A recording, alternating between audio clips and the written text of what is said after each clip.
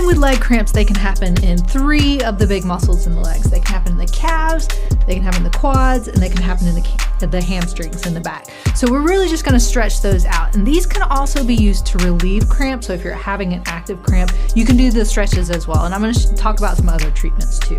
So the first one is just gonna be for the calves, doing a calf stretch. So I like the runner stretch, especially if you're standing. It's a really easy one to do. So if I wanna stretch out the calf on this side, I'm gonna put that foot back behind me.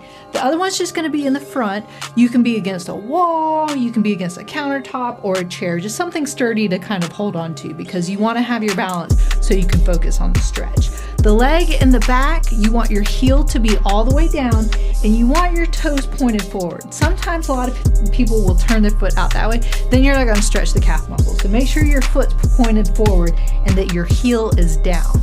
Keep that heel down the whole time, and then with your front knee, you're just gonna lean forward until you feel a stretch all the way through that calf muscle back there.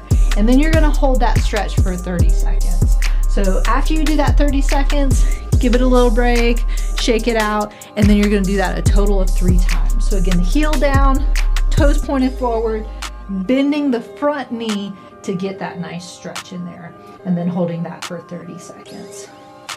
So then the next one is going to go into a hamstring stretch. Again, there's a lot of different ways you can stretch all these muscles. So if these don't work for you, you can do them lying down on the floor, you can do them sitting in a chair, and you can check all those out in my videos. But just prop it up if you're standing. Maybe, if there's a chair or a stool, you can even just prop it on the floor. But to get a little bit better stretch, you're just going to have it in front of you. Try and keep your knees straight. That's what's really going to stretch out those hamstrings. If you want to get a little extra stretch, you can pull your toes up towards you, and that'll get the calves stretching as well. But the key to this one is you want your hips to be forward. So you don't want to be turned like this and stretching. You really want those hips to be pointing forward. And you're just going to bend at your hips. You're hinging forward. You're not rolling your back down like this where I can touch my toes easily, because then I'm not stretching my hamstrings. You want to bend at your hips and keep your back straight. So I'm getting more of a stretch through my hamstrings here than if I were to curl my back and try and touch my toes. So again, just leaning forward, keeping that back straight, keeping the knee straight. I might even feel the stretch here because those hamstrings cross that knee all the way up to the bottom area. So again, you're holding it for 30 seconds. You're doing that 3 times. If you're cramping in both legs, make sure and do that on both sides. So another great treatment to help prevent or even relieve leg cramps is using compression socks. And the folks at Dawawa Sports sent me their Dawawa Dry Stretch compression socks. And these are about 15 to 20 millimeters of mercury, which is how much compression you have. And so they're nice athletic socks. So when you're using compression socks, what that does is that helps move the fluid back out of your leg. So if you're cramping, if your muscles aren't really doing what they're supposed to, a lot of times compression socks do a good job of increasing the circulation to the area. So that's why those are really good.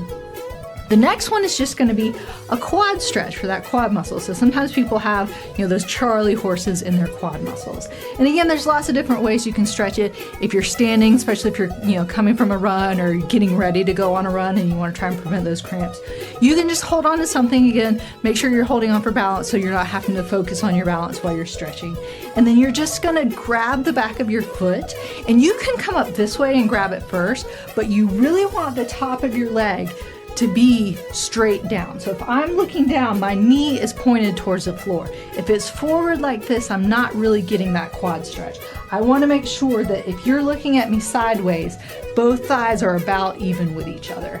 And then you're just going to pull your heel back as far as you can. You might not be able to go as far as me. That's okay. I stretch every day. And if you want even a little bit more of a stretch, you can bring it back behind you some. And that'll get a little bit of your hip flexors as well. But again, it's still that 30-second stretch, doing that 3 times, especially on both sides if both legs are cramping. And then the last one is really just staying hydrated.